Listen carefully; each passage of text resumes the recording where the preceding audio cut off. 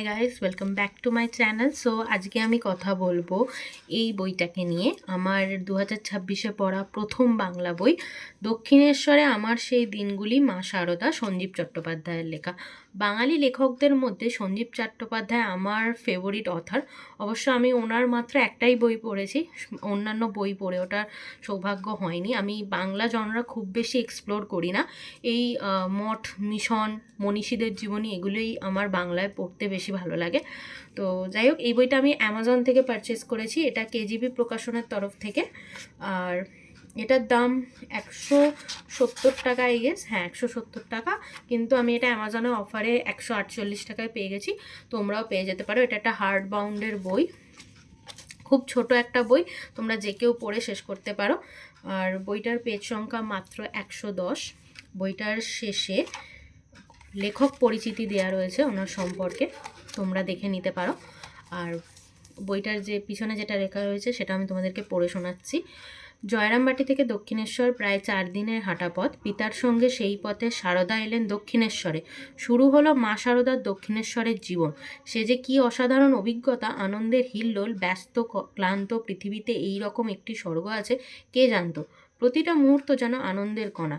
এ যেন মায়ের নিজস্ব ডায়েরি। প্রতিবাদ হয়েছে কথাশিল্পী সঞ্জীব চট্টোপাধ্যায়ের সুমধুর কলমে। তাহলে তোমরা বুঝতেই পারছো যে দক্ষিণেশ্বর, মায়ের জীবন, শ্রী শ্রী ঠাকুরের জীবন, এই সব কিছুই এই বইটার মধ্যে এমনভাবে বলা হয়েছে যেন মনে হবে মা নিজের ভাষায় চিঠি লিখছেন। তো বইটার ফার্স্ট হাফটায় প্রথমে মা শারদা এবং ওনার যিনি মা রয়েছেন দুজনের মধ্যে কথোপকথনের মধ্যে ঘটনা সমস্ত বলা হচ্ছে। দক্ষিণেশ্বরে কি করে মন্দির তৈরি হলো, কি করে মা এলেন, তার মাকে স্বপ্ন দিয়ে ঠাকুরের সাথে কি করে বিয়ে হলো, সে মানে গল্পচ্ছলে হয় না, আমরা মা মেয়ে যেরকম গল্প করি সেই রকম টাইপের। আর তারপরে মায়ের ভাষায় শুরু হয়েছে অন্যভাবে গল্প বলা। আর শেষে মা ঠাকুরকে বলে বাপের বাড়ি যাচ্ছেন, এইরমভাবে বইটার রীতি হয়েছে প্রথম পর্ব। আমার মনে হয় এই বইটার দ্বিতীয় পর্ব আসবে খুব শিগগিরই। তো যাই হোক, বইটার মধ্যে শুধুমাত্র মা শারদার দক্ষিণেশ্বরের জীবনী রয়েছে এমনই তোমরা ভেবো না। কারণ বইটার মধ্যে অবভিয়াসলি লেখা রয়েছে যে দক্ষিণেশ্বরে আমার সেই দিনগুলি, কিন্তু এছাড়াও দক্ষিণেশ্বরের মন্দির কিরমভাবে প্রতিষ্ঠা হয়েছে, আরও সমস্ত ইতিহাস সব কিছু এখানে দেওয়া রয়েছে। ইভেন ওই মন্দিরটার পিছনে যে কাহিনী, গল্প কাহিনী সব কিছু দেওয়া রয়েছে। এছাড়া রানী রাসমণির জীবনেরও অনেক কিছু দিক তুলে ধরা হয়েছে। রানী রাসমণির যে সেজ জামাই মথুর মোহন বিশ্বাস, তার সম্পর্কেও তুলে ধরা হয়েছে। সব কিছু এখানে অসাধারণভাবে তোলা রয়েছে। মানে অন্যভাবে পড়তে গেলে ডেট, সন, তারিখ এগুলো মনে করতে করতে আমরা ভুলে যাই কখন কী হয়েছে, কিন্তু এই বইটার মধ্যে লেখক পুরো গল্পচ্ছলে বলেছে যেন আমরা গল্প শুনছি। তো অনায়াসে তোমাদের মনে পড়ে যাবে আর পড়তেও খুবই ভালো লাগবে। তো আমার সত্যি এই বইটা খুব ভালো লেগেছে। আর আমার একদম দুঃসাহস নেই যে আমি এইরকম কোনো বইয়ের রিভিউ দেবো। আমি এই বইটা তোমাদের সকলকে পড়তে বলবো যারা বাংলায় বই পড়তে যাও। 110 পেজের বই, আমি একদিনে বইটা শেষ করেছি। সকালে ধরেছি, রাতে আমার শেষ হয়ে গেছে।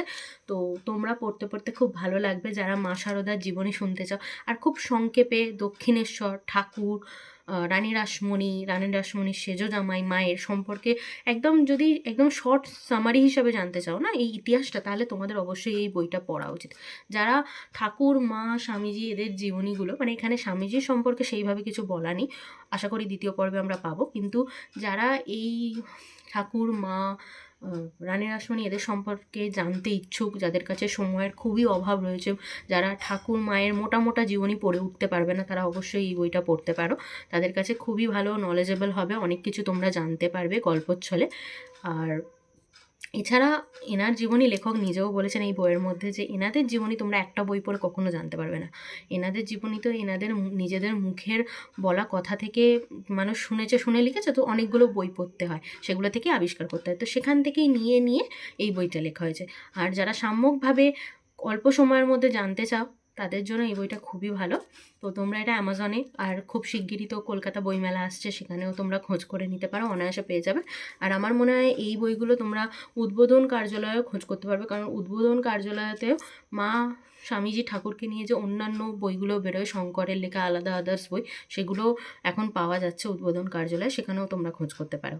আর ভিডিওটা ভালো লাগলে, ইনফরমেটিভ লাগলে অবশ্যই আমার চ্যানেলটাকে like, subscribe, share and comment করো। দেখা হচ্ছে নেক্সট ভিডিওতে।